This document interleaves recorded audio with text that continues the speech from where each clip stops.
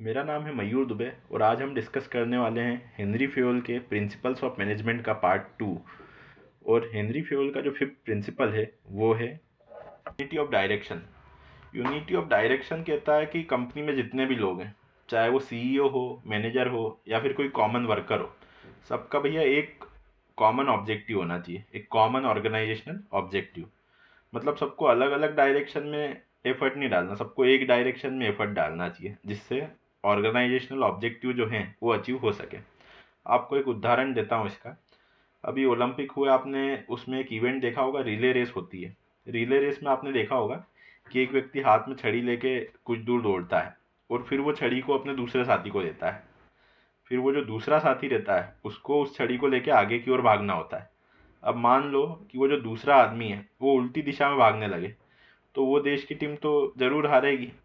तो मतलब ये है कि सबको एक दिशा में अपने प्रयास करना चाहिए जिससे ऑर्गेनाइजेशन के जो ऑब्जेक्टिव हैं वो पूरे हो सकें। अब ऑर्गेनाइजेशनल ऑब्जेक्टिव जो होते हैं वो काफ़ी बड़े गोल होते हैं। तो क्या होता है कि ये जो ऑर्गेनाइजेशनल ऑब्जेक्टिव होते हैं उनको छोटे गोल्स में डिवाइड करा जाता है जिनको हम बोलते हैं यूनिट गोल। और यूनिट गोल जो होते हैं उनको अचीव करने के लिए एक पर्टिकुलर पर्सन को अपॉइंट कर दिया जाता है कि भैया ये जो यूनिट गोल है ये आपकी जिम्मेदारी, उसको अपन बोल देंगे यूनिट हेड। और यूनिट हेड जो होगा वो अपनी यूनिट के गोल्स अचीव करने के लिए प्लान भी बनाएगा, मतलब यूनिट प्लान बनाएगा। अब जैसे मान लो होंडा को नंबर वन कंपनी बनना है ऑटोमोबाइल्स में पूरी दुनिया में, तो उसको टू व्हीलर वाले सेगमेंट में भी अपना परचम लहराना होगा, फोर व्हीलर में भी उसको अच्छा काम करना होगा। और अब जो इलेक्ट्रिक व्हीकल्स आ रहे हैं उसमें भी उसको अच्छा काम करना पड़ेगा, जभी तो वो दुनिया में नंबर वन ऑटोमोबाइल कंपनी का बनने का मिशन अपना पूरा कर पाएगी। तो मतलब अलग अलग यूनिट को मिलके काम करना पड़ेगा। Subordination of individual interest to general interest, ये प्रिंसिपल कहता है कि कंपनी के जो इंटरेस्ट हैं उनको प्रायोरिटी दी जानी चाहिए ओवर इंडिविजुअल इंटरेस्ट। अगर मैं हिंदी में कहूँ तो कंपनी के जो हित हैं वो हमेशा सर्वोपरि होना चाहिए, निजी हित से कहीं ऊपर। मैं आपको एक उदाहरण देता हूँ। जैसे हमारे यहाँ भारत में जब कभी हड़ताल होती है तो काम पूरी तरह से ठप हो जाता है और कोई कुछ काम नहीं करता और कई बार तोड़फोड़ की घटनाएं भी सामने आती है। लेकिन जब जापान में हड़ताल होती है, मान लीजिए वहाँ पे कोई जूता बनाने वाली कंपनी में हड़ताल हुई, तो ऐसा नहीं है कि वो पूरी तरह से काम रोक देंगे और जूते बनाएंगे ही नहीं।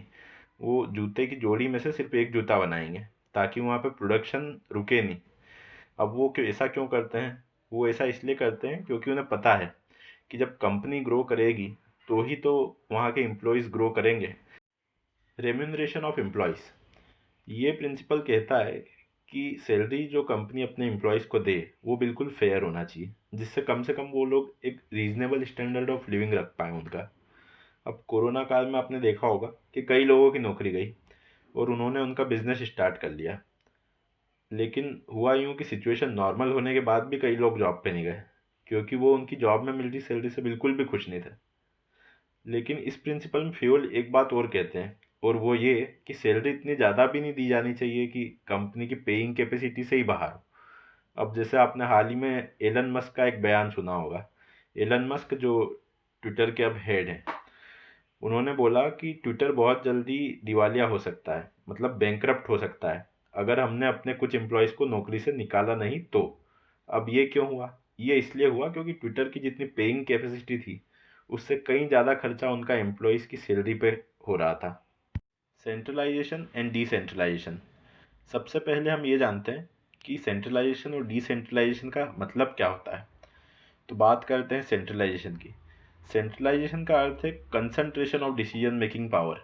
मतलब आसान भाषा में आपको समझाऊं तो कंपनी के सभी जो इम्पोर्टेंट डिसीजन हैं अगर एक व्यक्ति या टॉप मैनेजमेंट के कुछ लोग ही लें तो ये कहलाता है सेंट्रलाइजेशन।